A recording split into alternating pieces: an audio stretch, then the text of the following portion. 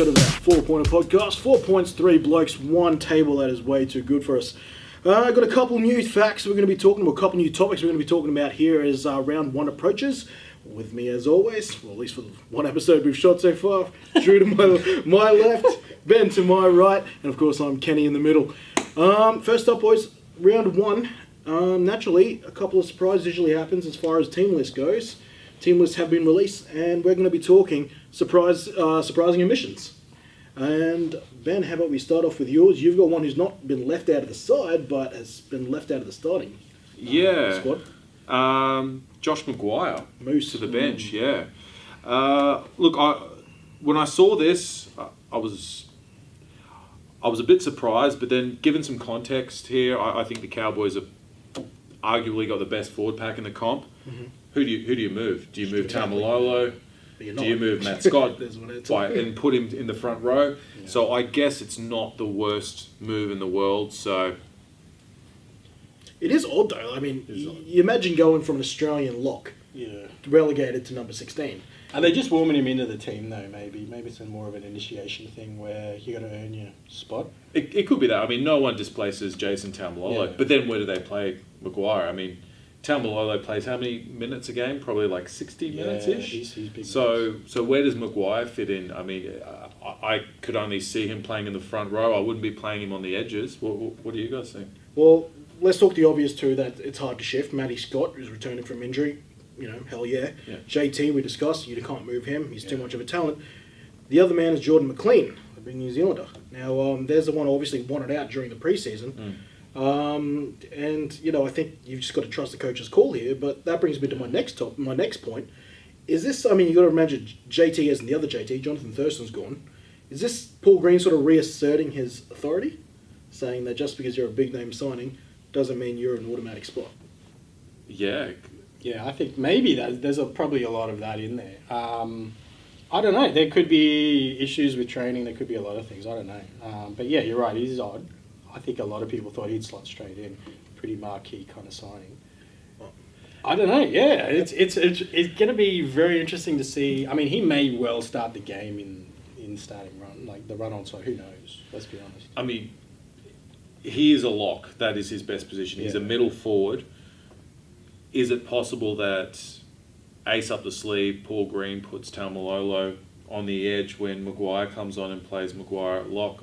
I think that could be a possibility. A bit of added flexibility. Weren't they floating that idea around that Taumalolo was going to play on the edge before they released the NRL team list? That's what I'd read. Yeah, it could be. He's certainly athletic enough to. Oh, absolutely. And a damaging runner. Like, he's that type of guy. He's strong enough to play in the middle, but athletic enough and has enough lateral agility to play off the edge as well.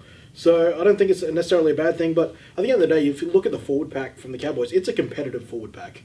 It's going to be tough. I think each week you're going to see someone surprisingly on the bench. Even Asiata, geez. I think he's another gun off the bench. Those two guys off the bench, that's ridiculous. I mean, John Asiata is probably arguably maybe top 10, even top 5 best utility forwards in the game. Mm-hmm. I mean, we've seen him play halfback before. Both those guys could walk into any other team, really. Yeah. Like most teams. But just looking at this starting forward pack as well as the interchange bands, even someone like Francis Molo, who is a bit touch and go, but when he's on fire, he's a damaging ball runner.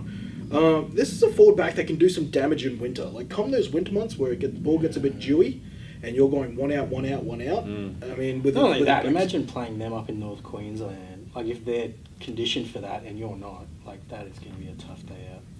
No, absolutely. So. Those guys just running over you. In any case, I don't think the bench is where, in my personal opinion, I don't think the bench is where Maguire's going to stay throughout the season. He will be in that starting 13 at some point. Just obviously not round 1. Yeah. See how it goes. Moving on to me, my particular omission this week is another big man, another middle forward. It's the big man, Herman Esse. Good name. Solid name. So good it's done twice. I've got so many essays on Esse. It's essay like Sunday morning, man. Nice. Hey, man. Essay like... Oh, man. You on me? You okay, man? Hey, what you trying to get locked up? He doubled up on the puns. Great. Tripled up, actually, for those counting. But yes, big ominous essay. In the middle, and let's face, this is a guy who was a big I wouldn't call him a marquee, but an exciting signing 24 months ago for the Newcastle Knights as they started rebuilding. It was huge for him last year. Played 23 or 24. I think he only missed one game according to the stats in our research, and was huge in that. 312 hit ups, made 2,626 meters off that. So that's a productive middle guy. 696 tackles as well. Proven he was a solid contributor and also reliable as a middle guy. But they went out. They on their shopping list was a whole bunch of beef during the off season, and he is now competing with the likes of David Clemmer, who was explicitly brought in as a leader and a guy to lead that forward pack. James Gavey, who once upon a time was touted. I mean, he was recruited by Brisbane, went back to the Warriors. Tigers had him for a while, so he's obviously got some upside. Glasby, who is an Origin forward, yes, certainly has had some low periods, but is an Origin caliber middle. And then on the bench, he's got Aiden Guerra, Mitchell Barnett, the young and upcoming big man, and Daniel Safiti. So, geez, I think he's a bit unlucky, but I also think he's a bit hard done by. He was huge for him last year. He's another one where do you fit him? Like, look at that. David Clemmer, James Gavey, Tim Glasby, Aiden Guerra, Mitchell Barnett. Mitchell Barnett, super underrated, comes from Canberra. Look, I would prefer to have SESE coming off the bench and have Glasby starting, because I don't really see Glasby as an impact forward. He's just a very kind of, I don't want to use the word boring, but he's no flash about him. He sets a platform, and then you get an exciting guy like SESE to come off the bench and do the work when the opposing forward pack is a little bit tired. I really like Newcastle's forward pack. Mitch Barnett, I was really upset when he left Canberra. I mean, And he I think played well that season. That first season in Newcastle, played really well. he's a great edge forward. Safiti also, Guerra. I mean, a lot of experience there at rep level. Look, SESE is going to be a big forward for a long time to come, and he'll get his opportunity. But look, it is what it is, I think.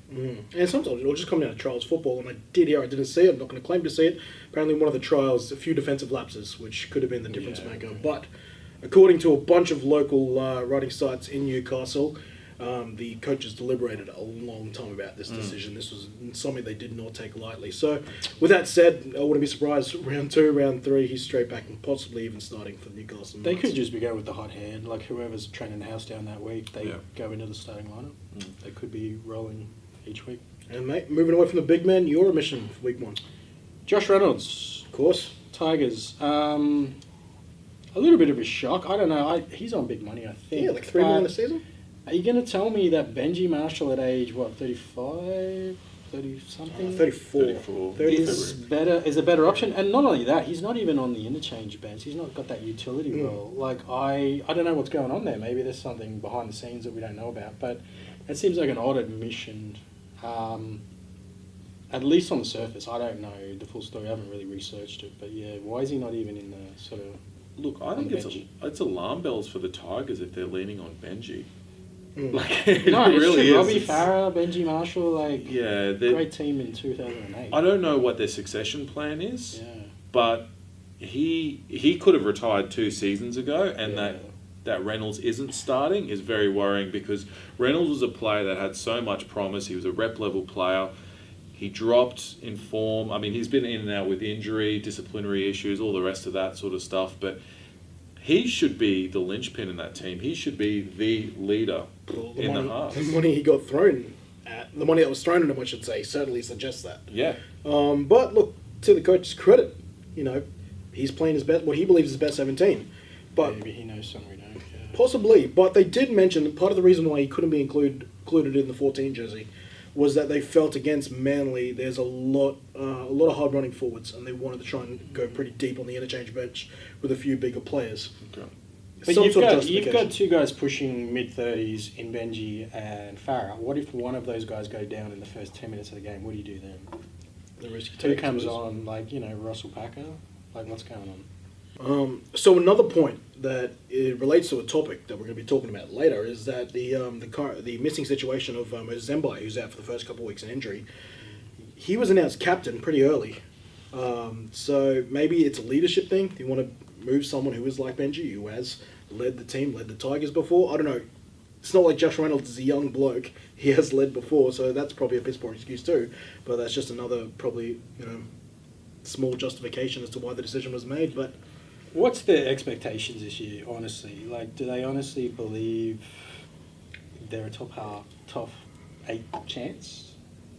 Are they blooding young guys and they're bringing these guys into school? Like, is it worth them just having the old blokes in there and then bringing the young guys in and we'll write this season off and just have them learn from the older guys? What's going on? Shouldn't you be trying to make the 8 every year? I don't know. Well, I guess you have to be do they realistic, honestly, but- yeah, they may feel like the 18 to 20-year-olds are going to be great in 2 years, so we'll write this season off. We'll have a rebuilding season. We'll get the young guys to learn from the old heads. I mean, maybe Reynolds is expendable in all of that, and they're just sort of saying, well, we'll use him when we need to, and we'll try and get rid of him in the off-season. that's a lot of money. I agree. I'm not saying it's the right decision, but you got new coach, new system. I'm thinking out of the box here, but as well, remember first game is at home. It's at Leichhardt. Who sells more tickets? Yeah. Yeah, no, it's a good call. That's a good call. Maybe I'm thinking a bit too business orientated here. The- No. Well, I mean, what is the succession planning at the Tigers? They have so Mbai is going to come into the fullback position. I assume when he comes back from injury. What does their spine look like next season? Let's assume that Marshall and Farah retire. If they're going around next year, I mean, We're taking the what does their spine look like next year? Where are the Tigers in, 2 years' time, let alone 5 years' time? What does their team look like? They look like they've just been thrown together. Well, they're going to be doing some spending next year, I'd imagine. Like, look at that team. I don't think there's a ton of money wrapped up in that team. So I think at the very least, if Farah and Marshall retire at the end of the year, they've got some money to spend. Look, you look at that back line. There's some positives there. Fanua, although he's getting on, he's getting a bit long in the tooth. Robert Jennings is a very good player. I mean, the forward pack, a few of those forwards, I don't even know who they are. Madison, I think, was a decent pickup. Yeah, he's not too bad. Elijah Taylor, I mean, he's a guy who's solid, but never really went on to fulfill the promise that he had. They've got Packer. Michael Cheekham, I'm surprised that he's still going.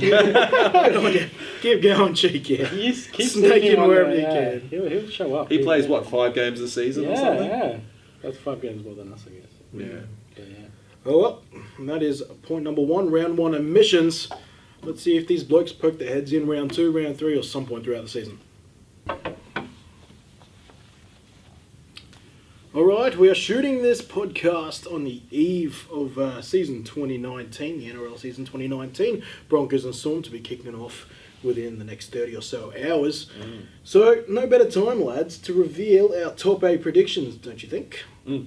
Drew, Yes. you've been working very hard in the 5 minutes leading man, into I wrote down so many team names in the last 5 minutes. So why did you kick us off? I'm killing it. All right, so I've got the Roosters at the top. I just can't. They're just too strong. Well, they didn't lose anything last year, did they? No, they got better. I think. I just don't understand how they're not at least in the top 3. Rabbits, I think they lose a little bit with Wayne Bennett. I'll be honest. Anthony Seibold was a loss, but But you have them at 2? I think that I've got them at 2. Just momentum and the fact that they're the exact same team. Basically, I think that could potentially just keep that momentum for a year. Wayne Bennett's first year at a club, if they've been successful, is still pretty good. It's you've taken one of the Yeah. early points I've made, although I certainly haven't put them at 2. But No. you're right. If you look at the track record, If they maybe can come Newcastle together, was- yeah. And Damien Cook, I mean, if you've got that guy steering you around, yeah, it's going to be. And you got the Burgess brothers. I know one of them's out injured, but In many ways, it really fits the Wayne Bennett system, doesn't it? mate, I can see them at least status quoing it. The other thing is, I couldn't find a second team that I found was going to really be dominant in the fact that in the way the Roosters were. I think there's a lot of teams that could potentially be take a step up this year. I just don't know which one is actually going to do that. Do they, with a 70% fit Greg Inglis, do they still make a grand final? It really depends, doesn't it? Like, it depends what Greg Inglis is this year. Like, he's steadily declined. He's obviously not the Greg Inglis best player in the world of a few years ago. Still great on his day. He can still turn it on 1 or 2 games here and there, and you're like, wow, that's the guy we used to marvel at. I don't know what Greg Inglis we're going to get. Like, there's no way to really predict how he's going to decline, I guess, is the kind way of putting it, or not. Do you think they looked to Greg Inglis to win them games? I don't think so anymore. Not I don't anymore. think so. The guys I'd be looking at in the backs would be, your Dane Gay guys, Yeah. your Alex Johnsons. Don't These are quit- the guys who they rely on now, I think. Quick interjection though on the Rabbits. Wayne Bennett brave enough to put Dane Gay guy on the wing, not at centre. I think that's a fantastic decision. There's a bit of history there, isn't there? Like, was he the one that got rid of Gago? I mean, Gago kind of Left on his own, but forced that a Wayne little bit. But didn't yeah, exactly, call him home. interesting dynamic. I wonder how that plays out over the season. But didn't Gagai thank Wayne Bennett for making that decision, or maybe didn't thank him, but was thankful that decision was made because he knew that needed Did he? to happen to him so that he could kickstart his career and actually mature. I remember hearing something about that. Never I saw could have it. just made that up just for the sake of Just go with it. Fake footy Yes, facts. Absolutely. Fake footy do that. It sounded completely. I'll buy it. I didn't see it Yeah. explicitly, but it sounds like something. It was that on the sounds front of the logical. career mate. I do remember now. Yeah. No, I did read that. He's a good mate. We all remember now. Number three. who you Number got? 3, Sharks. Here's my Smoky. Now, this is predicated on the fact that all of this salary cap stuff becomes a non-event. They don't get penalised any kind of points, or the worst that they lose is Seguiaro. If Sean Johnson fires in this team, I think they can be completely dangerous. I don't know why the bookies have got them relative outsiders for the premiership. I think if they're the team most likely to go on a run and get hot and potentially, shake up the top guys. I think if the Roosters are looking at one team this year that could potentially worry them if they get hot towards the end of the season, it's the Sharks. Thoughts, boys? I think you're absolutely right. I think Cronulla are a dead set competition, not even a dark horse, but an absolute threat this year. I think that the difference, we're going to see a different Sean Johnson, or maybe we're seeing the same Sean Johnson, but we're seeing him behind a structured forward pack. Correct. That is a big difference to him. Yeah. He's got hard forwards that run hard at the line. They can play short at the line. The passes are going to stick, Yeah. and the players are going to run where they need to run, and that makes them a very dangerous proposition. Great backline too. Like any team that has Moylan at the back because you can't fit him in the halves, you're doing makes you pretty tell. well. Dugan and Morris in the centres. Yeah, If they're both fit and firing, Dangerous. that's that's dangerous. Well, lads, it looks like I'm the contrarian. Soon to see it. They're not even in my 8. What? Because I think I'll take that bet. I think they'll force some ramifications, which might just be that keeps them out. B, with all the offloading they have to do because of the salary cap, I question their depth throughout the year. A couple of injuries, all of a sudden they're reaching to some guys who aren't ready to play first grade yet. That trickles on, and all of a sudden they haven't won enough games. It's volatile. Don't get me wrong. They're completely capable. Their top of that. end is amazing. But I mean, are they? I heard they're only going to have to lose Seguiaro. Is that correct? I don't know if you guys have heard anymore. I don't know. Heard there was a couple guys looking for English jobs. Maybe. So Back tickle his to fullback. I reserve the right to reassess if that happens. You know what? I think in the coaching department, by all accounts, John Morris, very good coach. Yeah. He's done his apprenticeship. He was always a good, solid player, and always had a good footy mind to him. I think it's going to be a seamless transition to them. Obviously, Flanagan was a very good coach. They had a good father relationship with him, was my understanding, in the same way that a Bellamy and Bennett has that influence on his playing group. But I think John Morris they're not going to lose too much. There'll be that continuity because he's come from the system too. So I think he's just going to complement and bring a little bit more of what he thinks they should have been doing. Bit of So a yeah, younger approach. it's not a complete black and white sort of switch up. I'm going to motor through the rest Motor of through the mine. rest, mate. Penrith, just because again, too much talent on the park. I don't know. They could be top 3 if they put it all together. I just haven't seen them do that yet. Who knows? With new coach, could absolutely be. They could lead the comp if they catch fire. Storm, only because I think they'll decline. They're losing too many guys. Cameron Smith's now not the Cameron Smith we all used to know. No Billy, no Cooper Cronk. Don't get me wrong, Munster and those guys are still very good. I just think a lot of that direction and a lot of that spark they might look to somebody to produce that, and if it's not there, then they could struggle. Still good enough to make the 8. Cowboys, again, I just think they're going to be a solid middle of the road team. Win more than they lose. Again, capable of going on a run, but who knows?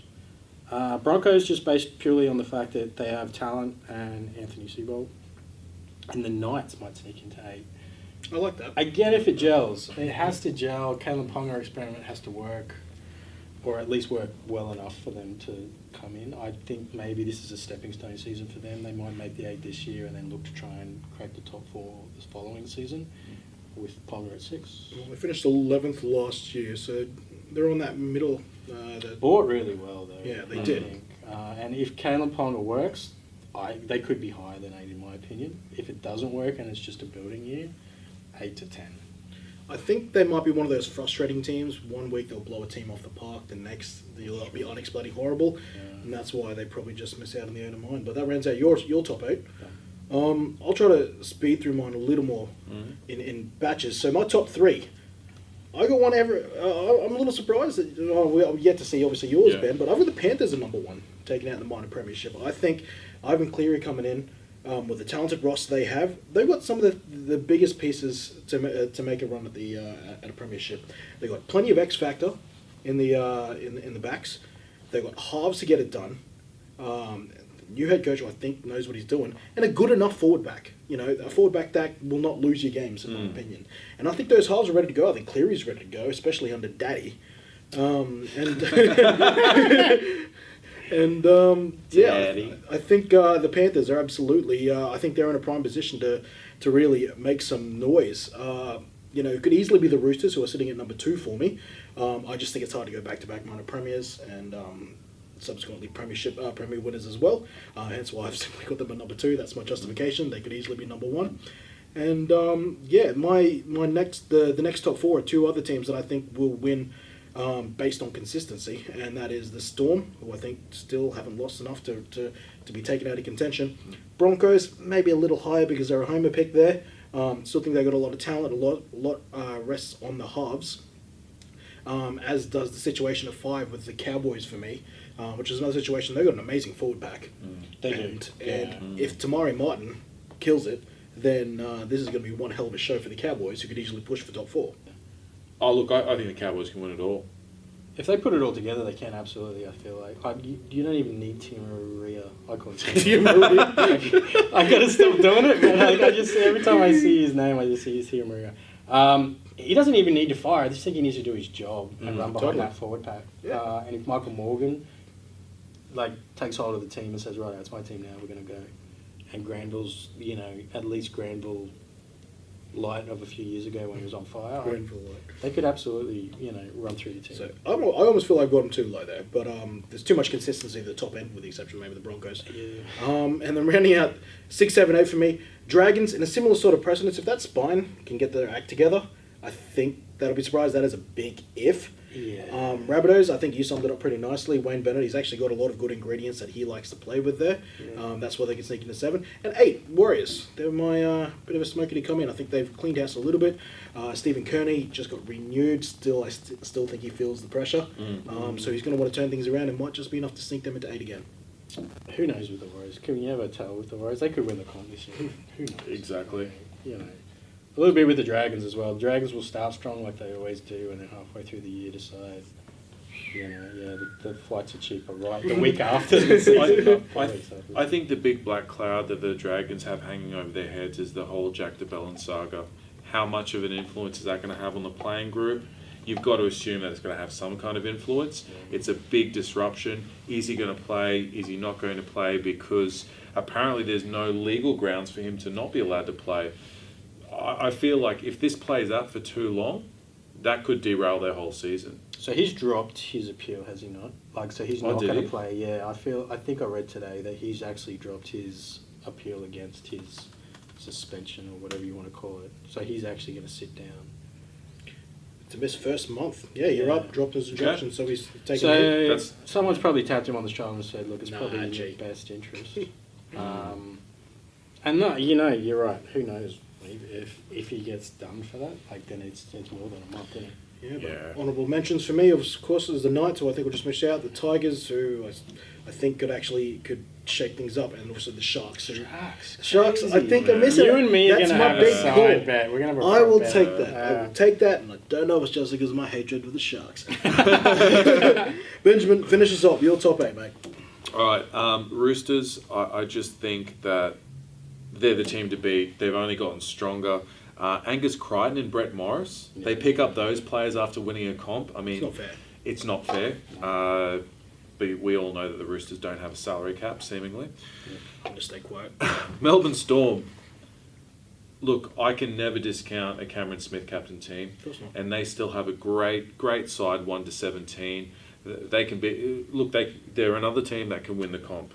It's just going to come down to if at any point in the season. Now, I heard Cameron Smith say that whilst he doesn't necessarily have an escape clause, there's an understanding that if he feels like he's not up to it at any point in the season, he might pull the pin. Now, I couldn't see him pulling out halfway through the season, but the question is this Cameron Smith's last season or is it his second last season?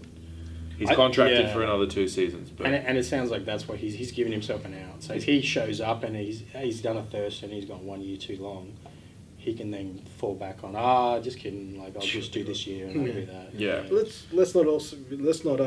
Let's not forget we also didn't expect Cameron Smith to retire 2 weeks before Origin selection. That's- Which obviously has a whole bunch of other stuff tied into it we won't get into, Yeah. but I'm just saying. It's become the Cameron Smith show, hasn't it? Like in the last couple of years, no offense, but even that Cooper Cronk incident last year with grabbing him by the throat and stuff, like,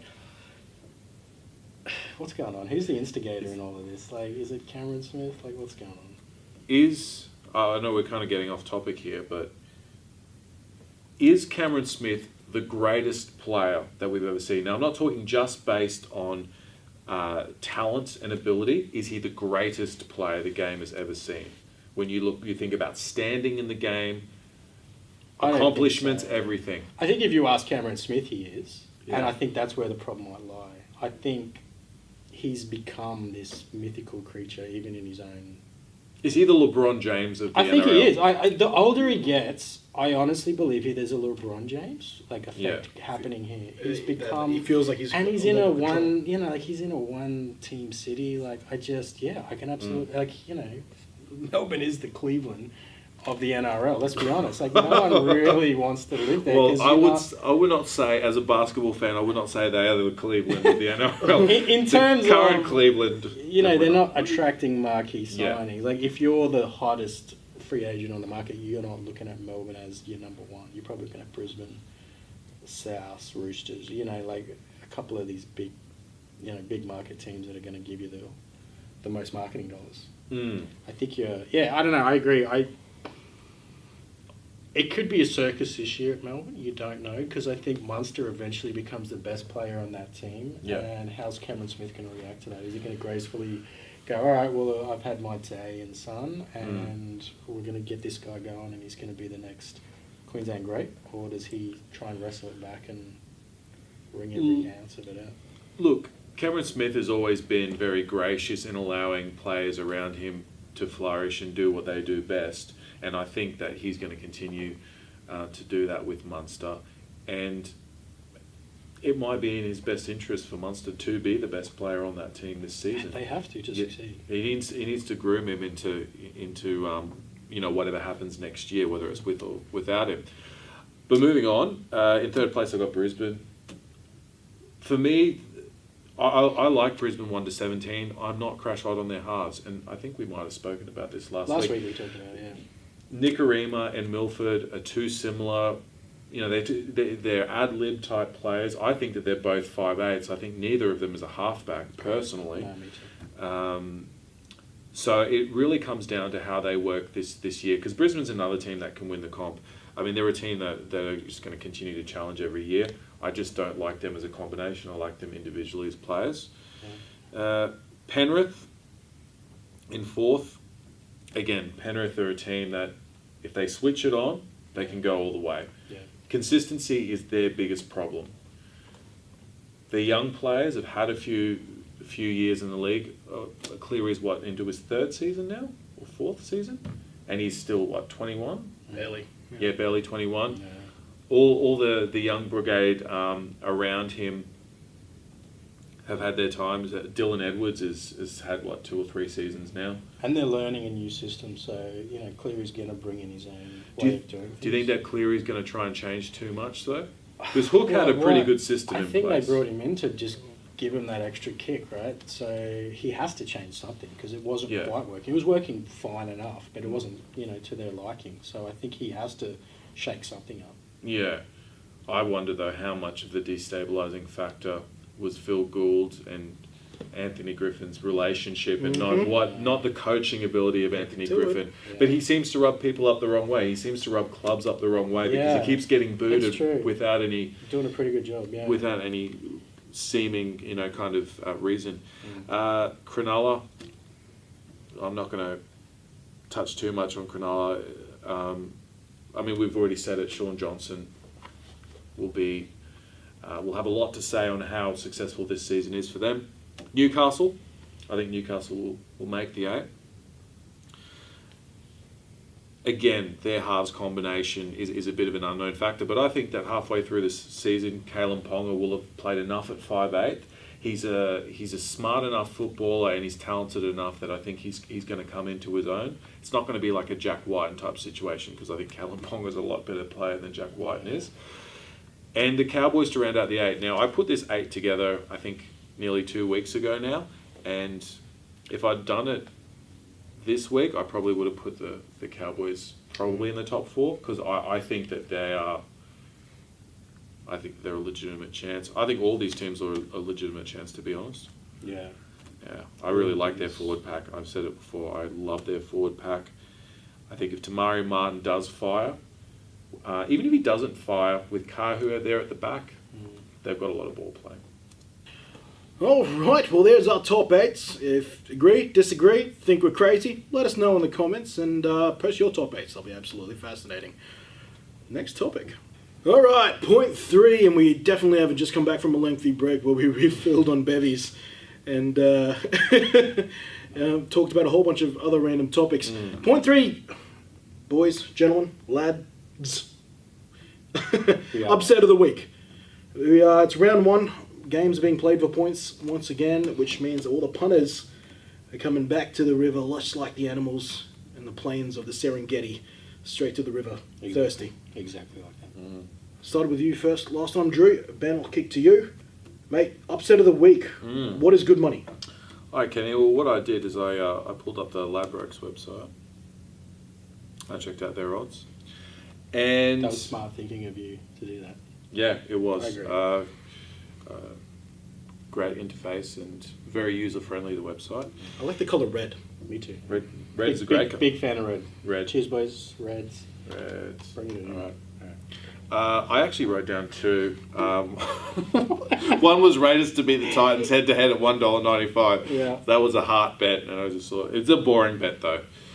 But the interesting bet, which I know is going to be very contentious with you, Kenny, is Storm to beat Broncos. How is that contentious? That's a 1 to 12 at $2.80. 1 to 12 at $2.80. I think that's a 1 to 12. That's It's a gonna 1 to be 6 game. 1 to It's a 12 game. yeah. It's even a 1 to 6. $2.80. Mate, I'm with you. $2.80. I'm staunch Brotown. I think that's good money. I mean, Melbourne, you look at their track record, no team's better prepared to play in round 1 than Melbourne. In Melbourne, they've got a great record against Brisbane. I think that's good money. Good call, man. Drew. I checked these earlier in the week, so I'm going to claim underdog betting. Cronulla Sharks to beat Newcastle Knights. I just think Newcastle new system. What odds? They were $2 to $1.90, I think, or $1.80 earlier in the week. It's now even money at $1.90 each. I just think Cronulla's probably too structured. I don't think they're too disrupted. And you add Sean Johnson again in that team, like we were speaking about before. Newcastle Knights, just too much has changed. They've brought too many guys in. Kalen Ponga to 6.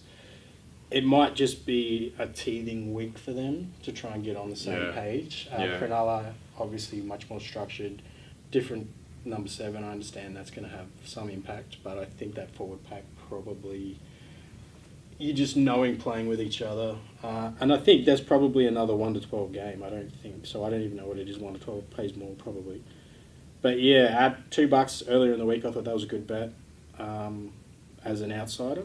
And wouldn't it be fitting for Sean Johnson to just turn it on and put on like 3 try assists or something like that in his first game for the club? I could see something like that happening. Him just turning it on and just them having a blinder. Yeah. Like you said, structured forward pack that just really is an engine room that knows how to run.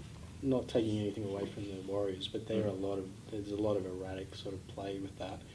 A guy that knows exactly what's about to happen, so what he does next is actually going to be a much more calculated choice and a decision to set stuff up. I think he could really thrive in that sort of environment. So, And they're being coached by a back as well, John Morris, a former halfback. So. Yeah, that's it. Do you guys think if Sean Johnson gels with Cronulla, which I think he really will, do you think that he puts himself in Dally M talks? Does he put his hand up? If he steers Cronulla to a top 4 finish, who's he competing with on his team? Like Matt Moylan, if Moylan's scoring 2 tries a game. Matt Moylan's not going to be in the conversation, I don't think. You don't think? No, I think you'd be surprised. He's back. Yeah, I don't know. I'll be surprised if he's not, because I think he's going to have a ripper year at number 1. But I agree. I mean, you got a couple of guys in the forwards. I really like their edges, actually. Yeah. Name just escaped me at the moment. But they got that young fellow, which everyone seems to want to be getting on Supercoach at the moment, and Wade Graham to come back soon, right? When is he back? Week 3, I He believe. was playing great last year. I had him in my Supercoach team. He was Good K-pop. Yeah. yeah. So I think they've got some solid edges. So if he can combine with those, I'll retract a lot of the stuff I said about the Sharks earlier. But I don't think that'll be the case. Number 9's a bit iffy. That's my only concern. They got the 2 Brayley brothers, I think. Who's this Nikora guy? Do we know much about him? No. I know he's on me Supercoach. He's a team. cheapie. Yeah, he's a cheapie. Everyone's got him on their Supercoach team because he's like nothing. Keno's tips. And he's in the start. Just a tip. Could it be an NRL conspiracy, though, to start all these young guys that no one's ever heard of just to get people excited in the fantasy football? And they don't play. It's week 2, you never hear of them. Money to be made. I've bought in completely, so yes, probably. No. Completely close. Well, there's yours. Mine, gentlemen, I think I've got a pretty sexy pick here. I've got these Sea Eagles, who many tip to be potential wooden spooners, to be taking down the West Tigers, but not just to beat them, but to beat them 1 to 12, which boosts your odds of 250 to 350. Ooh. I think. Juicy. Yes, so they're missing Turbo Where are they playing? at Leichhardt, but Mbai's out as well. So there's a bit of a tit for tat there. I think there's plenty of big men who will be able to roll over earlier in this early part of the game where things are a little more simplistic. And the Tigers at home, they've got 1 or 2 young players. They've got 1 debutant coming off the bench. And I think sometimes when you're making your debut, home is actually the worst place you can be. I'd rather play away. At home, chances are you've got family members and stuff coming. I think there's places for mistakes to be made for the Tigers. So there's my money. You definitely haven't gone with the safe bet there. I couldn't touch that. I did say it was with sexy. a 3-yard ball. It's a very sexy bet. There's always like 1 or 2 games in the first 5 rounds though where it just you think this is absolutely going to happen and it doesn't. Yeah. Like I remember you put your hair out doing multis early in the year because you do. You go that's a gimme. I'm going to pull 3 upsets here, and you pull the upsets and the 2 favourite things fall over. So that's you And you come crawling back like a failed lover in week 2. A failed. Oh, Okay. transition. 4th and final point, boys. Premiership favourites. We're on the eve of season 2019. We can't not cover it as a point. Now, the bookies, they're human. So are we. We both make errors. So can they. Who have the bookies slept on in 2019? Who are they undervaluing? Who are they not giving enough gumption to? Drew. I had a quick rundown of this. Ladbrokes. On Looking Ladbrokes. purely on their numbers. You went Ladbrokes too, did you? Ladbrokes, yeah, just coincidentally. Who'd you go, Kenny? Coincidentally, lads, I also run Ladbrokes as I well. like- How I about like that? Good. There you go, boys. That makes it much easier for us to just speak on it as an even. Yeah, I mean, absolutely. I would get, Consistency. there were other ones, There were other ones. but I felt at this I current point in couldn't, time. I couldn't remember the names of the other ones. Yeah. Anyway, But if you are those other ones, you know, you want to beat them to the punch. Hey, you know, people, if someone wants to remind me of the other ones out there, I'm all ears. Ladbroke stands out because it's like, do you guys see that McDonald's movie, The Founder? Yep. And they talk about like the founder, well, not really the founder, but the guy who bought the business off him. He said, what attracted to me to McDonald's was the name. Yeah. It was And just we are hot. lads. There's three lads. Lord lad- knows I'm Broke. fucking I'm broke. broke, yeah. Yeah, no, Yeah. it does speak to you. You're onto something. Exactly. So it's. I was thinking also McDonald's. Boys, we're 20 minutes over time. Canola Sharks, $15. Again, pending asterisk. If everything goes smoothly for them in this whole salary cap business, $15 is a hell of a big number if they're going to go on a run, which they're completely capable of. I look at guys underneath them, Newcastle Knights at 15 as well, Canberra Raiders, New Zealand Warriors, Parramatta Eagles, West Tigers. There's no one after them that I actually can think, you know what, they're as capable. I think Cronulla Sharks are the lowest down that I've looked at and gone, yeah, they can absolutely win the comp if they put everything together. I would have to say that I agree with you 100%. They are the best value. Valid. They're the best value Yeah. at $15. I don't absolutely think they're going to win, but if I'm looking at this list and saying, Ladbrokes, you might be slightly off on your calculations there. Which could happen to any company. That would be the one that would sing to me. Yep. Benny. I'm going to go with a bit of, well, it's none of these bets are safe, but a safer bet. Souths at $10. Look, they fell one game short last year. They're definitely not poorer this year. They're another team that's going to be there at the end of the year. I think at $10, that's a pretty good bet. You don't think the disrupted preseason between the Supercoach swap is going to be any dramas? No, I don't think so. I think because the core group that they've got there has been there for a few seasons. They've got a lot of strong leadership there, from the backs to the forwards. They're not lacking in that department. They're not lacking in experience. They're not lacking in youth or exuberance. I think they are going to be there. I think they're going to be in a prelim final this year, Very cool. barring injury. Yeah, barring. And finally, for me, I kind of went similar route. If you can really call third place or fourth, I think actually, in the betting odds as a sleeper, but I've got the Panthers, who I did discuss earlier, who I think is going to take the minor premierships. They're at $10, and I've already covered it. X factor in the backs, good enough forwards to win a comp, and then in the halves they got Cleary and the money man Maloney, who seems to win everywhere he goes, whether it's the Origin stage or whether it's the club stage. And I'm a fan of that. So there's some smart money there. But if you really want to go even better value than that, I think the Cowboys currently at $13. Yeah. I still think they're one functional tomorrow Marty away from having an amazing run in the finals, having an amazing season. So at $13, that's solid too. That's a definitely, yeah. One team comes from nowhere every year. They could be it for sure. Think yeah. Titans are a possibility at 41. No. It's tough. It's tough. Hey, West Tigers, Canterbury Bulldogs, Gold Coast Titans, Manly Seagulls. Warriors I mean- at 21. I don't think they'll do much in the. I think they'll get to the finals. I don't think they'll do a whole lot. But I mean, the other thing is you've got the cash out thing. So I mean, even if you take a team at big odds and they make a run, and then you're getting off at crazy odds in the prelim final to cash out. I mean, they might not necessarily win the comp, but you can actually get them. You can make money off them. And Ladbrokes offers that feature, doesn't it? I'm pretty sure they would. Great. you'd hope so. Yeah. Matter of fact, I know so. There you go. Got in there. Are we changing it up too much? Do you think we're being subtle enough? Do you think we should maybe be more obvious in our intentions? I like that. Ladbrokes as well. All right, there it is. Another 4-pointer episode. 4 points covered by these three blokes. If you've got a crazy round one tip, let us know in the comments below. And if you want to see any more sporting or comedy content, check out the rest of our content on Home Crowd Sports. It's really good stuff. Perfect. There we go.